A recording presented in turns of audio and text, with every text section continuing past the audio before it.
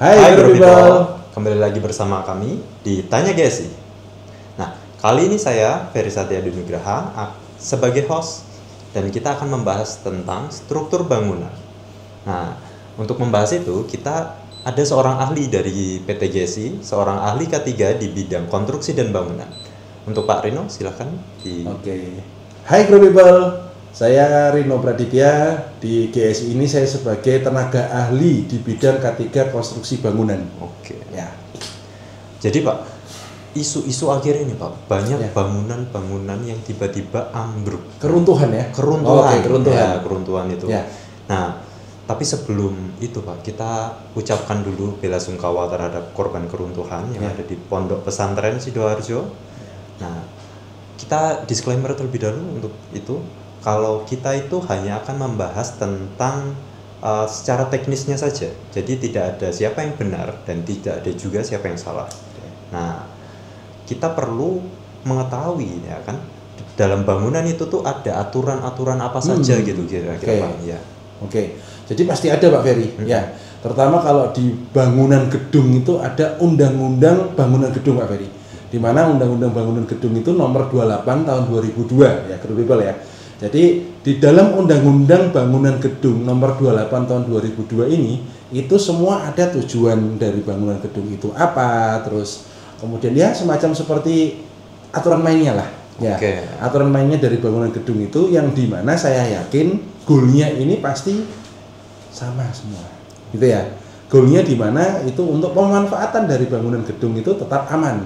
Dan orang-orang yang memanfaatkan dari bangunan gedung itu mendapat jaminan keselamatan yang tinggi.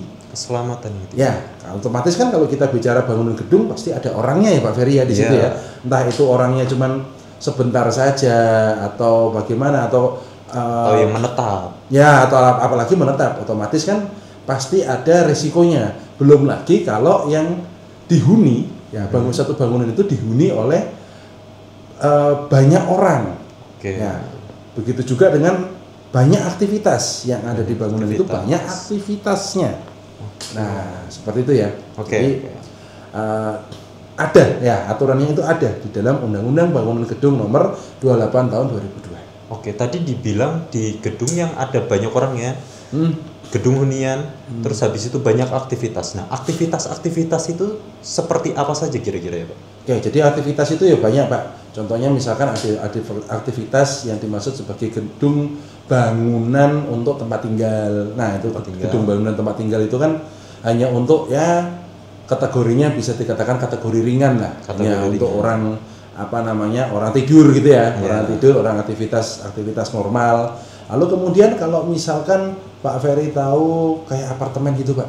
Nah, apartemen itu kan banyak sampai berapa puluh lantai gitu ya. Itu juga tempat tinggal kan ya Pak? Itu tempat tinggal, cuman ada beberapa bangunan gedung itu yang di lantai tengah-tengahnya, ya katakanlah misalkan bangunan gedungnya 40 lantai. Ini di lantai 30 itu ada tempat gym, tempat fitness. Nah, itu kan sangat memungkinkan sekali ya, sangat memungkinkan sekali dari suatu bangunan gedung tadi itu mendapat beban yang lebih. Oke. Nah, itu. Jadi dia ada guncangan ya dari alat-alat guncangan.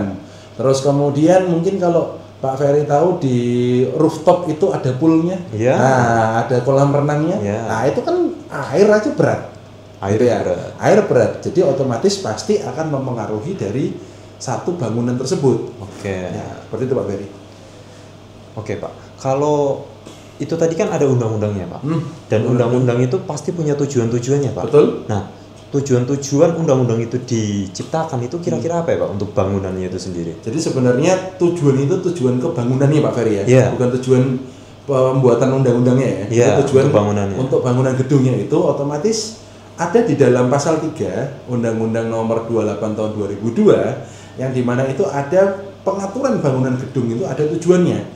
Ya, jadi yang pertama itu untuk mewujudkan bangunan-bangunan gedung yang dimana secara fungsionalnya itu sesuai dengan tata bangunan gedung. Yang serasi dan selaras. Jadi intinya kalau si bangunan gedung itu digunakan untuk hunian, ya dia seperuntukannya hanya untuk hunian. Ya. Terus kemudian ada juga yang campur Pak Ferry. Jadi ada hunian, kantor, ada mall. Nah itu biasanya kalau Pak Ferry tahu kan di bawahnya mall, di atasnya ada kantoran, perkantoran di atasnya ada apartemen. Tapi kan di situ tercampur semua. Biasanya poolnya ada di paling atas. Terus kemudian ada mungkin kalau ada tempat-tempat keramaian itu Pak, ada semacam kafe atau diskotiknya. Nah, ini kan otomatis beban bangunan itu kan semakin berat. Nah, itu ya ada di dalam sesuai dengan fungsional dan tata bangunan gedung. Terus kemudian yang kedua masih di pasal 3 tadi itu mewujudkan tertib penyelenggaraan dari bangunan gedung. Yang dimana ada jaminan terhadap keandalan teknis dari bangunan gedung itu. Dari sisi apa? Nah ini Pak, dari sisi keselamatan, kesehatan, kenyamanan dan kemudahan. Ya, mungkin salah satu contohnya di gedung 40 lantai Pak. Pak Ferry kalau jalan dari bawah sampai atas nggak mungkin kan Pak kalau 40 lantai. Naik lift lah ya Pak. Nah, kalau untuk 3 lantai aja kan masih oke ya. 3 lantai, 5 lantai masih oke ya. Tapi kalau 30 lantai, nah ini ada aturannya di dalam bangunan gedung tadi. Ya, terus kemudian yang terakhir itu ada mewujudkan kepastian hukum Pak. Nah ini kepastian hukum dalam rangka untuk penyelenggaraan bangunan gedung. Ya, terlebih di sini untuk penyelenggaraan bangunan gedung dengan tetap aman, tetap aman, tetap selamat, sehat, nyaman dan adanya kemudahan untuk mengakses tadi. Nah itu Pak Ferry. Itu kan kita bicara tentang tetap aman ya Pak. Nah kalau misal bangunan itu yang sudah dibangun ya Pak, dia udah dihuni, tapi kok bisa itu suatu bangunan tiba-tiba runtuh itu tuh alasannya kenapa ya Pak biasanya? Jadi bangunan runtuh itu karena adanya yang pertama itu kegagalan dari metodenya. Jadi kegagalan runtuh bangunannya sekarang itu dia dampaknya itu pada saat tahap konstruksi. Dari konstruksi yang gagal atau mungkin konstruksi yang salah, perencanaan yang salah, ataupun pemilihan bahan yang salah. Jadi misalkan kalau di bangunan itu kan ada 3 critical point-nya ya Pak Ferry. Jadi ada pondasi, ya, terus kemudian ada kolom, samping-samping itu. Ya, kolom-kolom itu yang vertikal Pak. Ya, kolom vertikal, terus kemudian ada balok. Nah, itu ada di secara ilmu sipil Pak. Ilmu sipil itu ada aturannya. Kalau bangunannya itu tingginya berapa lantai, maka baloknya itu minimal berapa kali berapa ada. Dan untuk beton tulangannya itu juga ada Pak. Beton tulangan itu dia ada ada aturannya lah. Jadi sebenarnya bangunan semua bangunan itu Pak, itu prinsipnya hanya 2. Dia kuat dan dia stabil. Artinya stabil itu dia bisa lentur tapi kuat. Mungkin sekarang gini, kalau Pak Ferry lihat besi Pak, Bapak bawa besi 1 yang 6 meter, Bapak angkat, apa yang terjadi? Dia pasti ada posisi dia melengkungnya ya. Betul, posisi melengkung kan. Nah, posisi melengkung itu menandakan bahwa suatu bangunan itu harus wajib ada suspensinya. Alasan pertamanya sebenarnya seluruh bangunan yang dipasang itu setidaknya harus tahan terhadap gempa itu Pak. Harus tahan terhadap gempa. Jadi baloknya itu ada aturannya, kemudian kolomnya ada aturannya, dan tidak kalah penting adalah pondasinya. Karena apa? Pak Ferry misalkan atau Grow People misalkan tahu pembangunan gedung yang sampai puluhan lantai, itu pasti pakai bor pile atau pakai HSPD gitu ya, hidrostatik pile diving, yang dimana dia sampai jauh, sampai berapa puluh meter itu Pak. Ya karena apa? Secara prinsip semakin tinggi bangunannya, semakin dalam pula pondasi bangunannya. Seperti itu Pak. Itu kan untuk bangunan-bangunan yang tinggi banget ya Pak, misal apartemen atau mungkin hotel atau gedung perkantoran. Nah, kalau misal dia adalah bangunan hunian yang mungkin tingginya cuma sampai mungkin sekitar 5 lantai ya, tadi Bapak mencontohkan salah satunya 3 sampai 5 lantai ya Pak. Nah, apakah aturannya juga sama Pak? Ada aturannya itu otomatis pasti bervariasi, gitu ya. Bervariasi berapanya itu ada hitungannya di dalam ilmu sipil itu ada hitungannya Pak Ferry.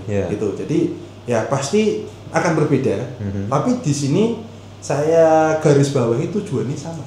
Tujuannya harus aman gitu Pak. Tujuannya harus aman. Ya, tujuannya harus aman. Dimana kalau kita lihat kalau yang di itu ya yang di gedung runtuh yang barusan terjadi itu Pak, ya yang di Sidoarjo itu, dimana dia kan itu modelnya cantilever, artinya ada balkonnya. Ada balkonnya. Ya. Ada balkonnya. Dan menurut beberapa informasi itu dia tidak didesain untuk tingkatnya sampai tingkat tinggi. Jadi cuman berapa lantai ditambahin tanpa memperhatikan dari fondasinya. Nah, itu otomatis kan pasti juga akan berpengaruh itu, Pak. Dan tidak hanya di situ saja, saya kira tidak hanya di case-nya di Sidoarjo itu enggak, Pak. Tapi banyak bangunan yang seperti itu banyak. Ya. Kalau saya pernah jumlahi juga itu, kalau sekarang itu kan ada pos kampling, Pak. Pos kampling di atas gang. Ya, nah, ada. Itu ya sampai 3 lantai sampai 4 lantai padahal dia kosongnya bangunannya 3 lantai, nah kosongnya Pak, bisa mobil truk aja bisa lewat, berarti kan bisa kurang lebih 5 lantai. Nah, bagaimana dengan fondasinya, bagaimana dengan kolomnya, bagaimana dengan baloknya, ini otomatis semuanya itu pasti akan saling korelasi. Untuk apa? Untuk mewujudkan bangunan gedung yang aman seperti itu dan kokoh ya. Aman, kuat, kokoh. Nah, selamat Pak, yang penting itu Pak. Yang penting itu. Ya. Nah, kalau misal itu Pak, itu bangunan yang udah dipakai ini Pak, bisa-bisa tiba-tiba ambruk gitu Pak. Nah, itu kan berarti ada kesalahan mungkin di konstruksi itu tadi ya Pak. Ya, di metodenya atau mungkin di bahannya. Ya. Nah, itu tuh kalau misal dia ambruk, apakah tipe ambruknya itu sama biasanya? Kalau kita lihat tipe-tipe keruntuhan bangunan ya Pak ya, tipe-tipe keruntuhan bangunan itu sebenarnya banyak sekali ya. Nah, di mana di sini banyak sekali itu dilihat dulu Pak dari tingkat kerusakannya. Jadi kerusakannya itu apakah tipe bangunannya itu dia runtuh itu non struktur, yang artinya non struktur itu strukturnya tetap ada, cuman bangunannya yang ambles ya. Terus kemudian kerusakan struktural. Nah, kerusakan struktural ini ada banyak. Ada yang ringan, sedang, ya, terus kemudian berat dan total. Jadi mungkin kalau Pak Ferry lihat Pak ada kolom-kolom yang retak, itu termasuk? Itu sudah mulai tanda-tanda satu gedung itu akan runtuh, artinya rusak. Tapi belum terjadi, tapi itu sudah tanda-tanda Pak. Dan itu dilihat nanti retakannya gimana, banyak ya. Retakannya ada yang vertikal, terus kemudian ada retakan yang memotong. Nah, itu. Ya.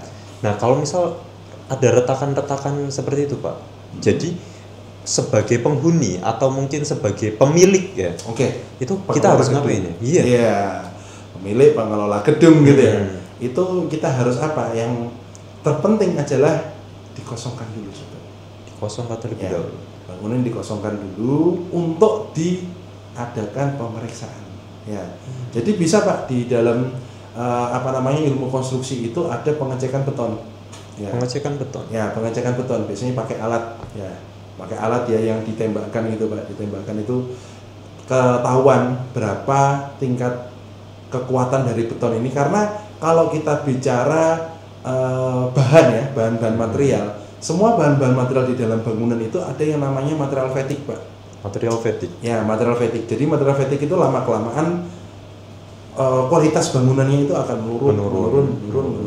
Nah, hingga akhirnya benar-benar tidak bisa digunakan. Nah, maka kalau ada kerusakan itu ya diminimalkan bebannya dulu.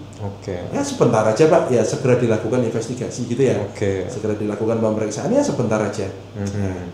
Nah, itu. Tapi kalau gitu Pak, misal nih saya sebagai pengelola gedung kan, kalau misal saya harus tiba-tiba mengosongkan gedung, itu kan saya merasakan ada kerugian ya Pak. Nah, tapi kalau misalkan gedung itu ternyata saya tetap gunakan dan dia ternyata rubuh, itu pasti juga ada kerugian dong. Nah, kalau misal nih Pak, ada dua resiko tersebut ya kan. Nah, itu lebih baik saya memilih resiko yang mana ya Pak, kira-kira? Iya, ini untuk urusan ekonomi ya Pak, tentu saja. Iya Pak. Jadi kalau dihentikan aja nggak sampai lama kok Pak. Ya, jadi kan nggak sampai lama. Jadi cuman bisa jadi 1 jam segera diinvestigasi, segera diketahui. Bisa kalau saya yakin dalam hitungan menit atau dalam hitungan jam kan tidak masalah Pak, demi keselamatan bersama kan ya. Nah, dan kalaupun butuh dilakukan investigasi lanjutan ataupun butuh dilakukan pemeriksaan lanjut, saya yakin untuk alasan keselamatan itu oke Pak. Ya, seperti itu ya. Kembali lagi baik kita mencegah daripada mengobati ya Pak. Betul sekali. Ya. Nah, kalau gitu Pak, gimana cara kita memastikan bangunan itu bisa tetap aman Pak? Jadi kita pastikan bangunannya itu tetap aman dengan kita lihat secara fisiknya Pak. Jadi secara fisik dari retakan-retakan itu tadi. Betul, dari retakan-retakan, dan saya yakin kejadian yang ya beberapa kejadian lah bangunan-bangunan runtuh itu kan dia kejadiannya cepat Pak. Iya, sangat cepat itu. Sangat cepat ya. Tapi yang di mana itu saya yakin pasti ada gejala-gejalanya Pak dari tahap awal. Ya, gejala-gejalanya itu ada gejala-gejala fisik gitu ya. Ya.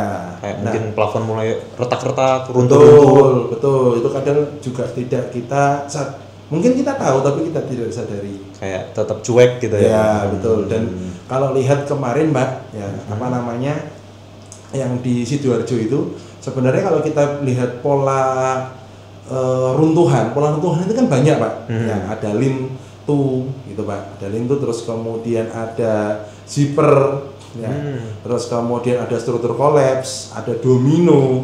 Ya, tapi kemarin yang terjadi di situ adalah tipenya tipe pancake Pak. Pancake. Seperti apa itu Pak? Kok kayak roti? Ya, pancake ya. Memang secara teknisnya itu ada namanya tipe pancake, itu di mana bangunannya ini saling tindih menindih. Pak. Kalau saling tindih menindih itu berarti struktur awalnya memang tidak dibuat secara satu kesatuan. Biar tim investigasinya Pak. Ya, itu memutuskan itu. Ya, dari tim investigasinya. Ya, itu bagaimana nanti. Jadi ada tipenya itu dari tipe pancake. Ya, nah kalau kita lihat Pak dari tipe pancake itu otomatis kan ya gak ada celah Pak. Saling tutup menutup ya Pak. Saling menindih ya. Seperti itu ya. Jadi keruntuhan dari bangunannya itu bisa yang bisa terjadi itu ya adanya kolom, balok, semuanya Pak pasti akan mempengaruhi.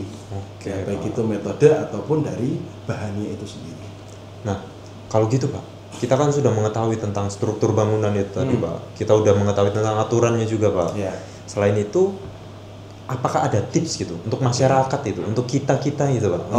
Kalau misalnya ada darurat seperti itu, apakah entah itu kita sebagai penghuninya atau mungkin sebagai masyarakat sekitar gitu Pak? Jadi yang pertama itu kita harus cek ya, dari struktur bangunan. Ya, kita lebih aware, kita lebih peduli terhadap retakan-retakan itu, ya, seperti itu ya. Terus kemudian kita bisa, kalau kita sebagai penghuni Pak Ferry, kita bisa tanyakan izinnya ini kepada pemilik bangunan. Pengelola. Apakah izinnya ini sudah layak untuk kita huni? Terus kemudian kita tidak melakukan aktivitas yang membahayakan dari bangunan gedung. Contoh misalkan bangunan buat tempat tinggal, ya bangunan untuk tempat tinggal tapi bisa dihuni oleh puluhan orang, apalagi di sana itu melakukan aktivitasnya ya katakanlah Pak, loncat-loncat gitu ya, loncat-loncat, terus kemudian menari-nari di dalam kamar yang tinggi. Gitu. Nah, seperti itu Pak. Dan yang paling penting di sini untuk kesiapan kita menghadapi dari darurat dari gedung-gedung runtuh itu. Yang pertama ini paling penting Pak Ferry. Kita jangan panik. Biasanya kalau ada keruntuhan, ini saya yakin paniknya duluan. Iya, tentu Pak. Ya, kita tetap berpikir positif Pak. Ya, kalau kita panik itu kita tidak bisa berpikir untuk positif. Pak. Ya. Terus kemudian yang paling penting ya di sini adalah kita perhatikan dari arah jalan keluar. Ya, kalau kita penghuni di sana kita tahu, biasanya lewat sana Pak, biasanya lewat sini, iya. Ya. Tapi biasa yang terjadi Pak pada saat kejadian yang terjadinya itu terlalu cepat gitu ya, terlalu cepat, itu kita ya bisa jadi loncat atau apa dan kita tidak tahu jalan keluarnya itu kemana. Seperti itu. Jadi kepanikan itu justru malah menutup apa yang pengetahuan yang telah kita tahu dari struktur bangunan sebelumnya. Betul. Ya, Pak. Oke. Terus kemudian ada juga misalkan struktur bangunan di sini dia masih agak miring gitu Pak ya, mulai perlahan-lahan miring tapi nggak langsung perlahan-lahan miring di sini. Ya kita bisa menuju ke atas untuk kemudian mungkin bisa ke gedung sebelahnya Pak. Oke. Ya, jadi bahaya kalau langsung ke bawah, bahaya. Nanti takut ke bawah tertimbun ya, tambah tertimbun. Oke. Ya, seperti itu Pak Ferry. Kurang lebih seperti itu ya Pak. Jadi sudah jelas ya Pak tentang aturan gedung ini udah diatur dalam apa tadi Pak? Undang-undang bangunan gedung. Ya, 28 tahun 2002. Betul. Nah, dengan tujuan utama untuk keselamatan dan juga fungsi dari bangunan yang tepat ya Pak. Nah, sebagai pengguna gedung berarti kita juga harus sadar akan resiko dan juga selalu waspada kan berarti Pak. Oke, siap. Kalau begitu terima kasih Pak Rino atas penjelasannya.